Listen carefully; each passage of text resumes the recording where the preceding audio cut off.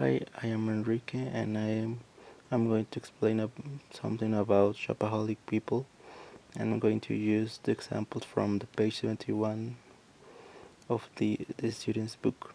So, first of all, he talks about Elton John, which spent 40 million pounds in 20 months, while Imelda Marcos, which was the former first lady of the Philippines, wasted her, her country's money on jewelry and 3,000 pairs of shoes. Well, I'm going to take a point about famous people because Elton John was once an alcoholic, so I think he replaced that addiction from the alcohol to the money.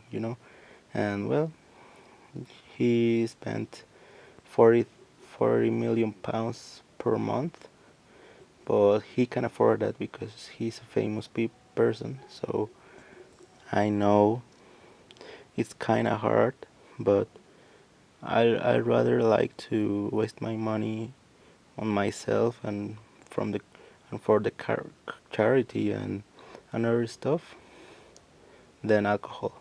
And well, you have some other people like the former first lady of the Philippines, which she was a little more itchy about how do you spend your country's money to yourself.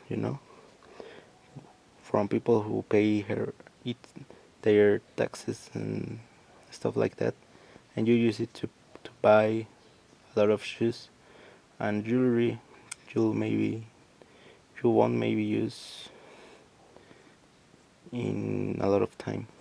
And well, we have more examples from ordinary people like Claudia Lancaster, which says that her bank account was always empty and sometimes she borrowed money or get into debt to buy new things, and that her coppers are full of clothes and that she never worn. And I know, how do you get into debt with a bank just to spend money on clothes, shoes, on your entertainment when lots of people need that money too?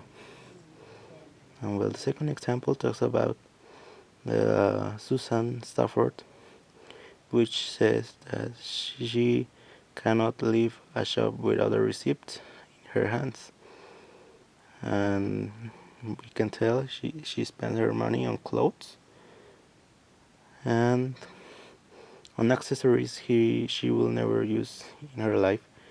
And I think that's a trouble because it's the shops and are very grateful for people to spend their money on them, but you can always limit yourself and you can administrate your finances so you can divide the money. Like, I'll divide that money for my mom, another few for the the water, the gas, or something like that. And from the third example, last we have Samuel Warrington, which says that he compares himself with people that buys 10 CDs or five shirts, and he's a little more in control about his shops. You know, he says that he has read about a guy who spent money on 55 cameras, and maybe that's the trouble because you spend your money on things you don't need or you had the intention to buy when you were a little bit younger. So I think, to a comment to to all of them, which examples were explained in this video, I'll tell them to stay in control, as Samuel says, because there's always money for everything, for yourself, for the apps you're into, and if you spend all your money in luxuries or in something like that, maybe in the future you won't have anything even to have a meal. So I'm not like in position to say anything because I'm not a shopaholic.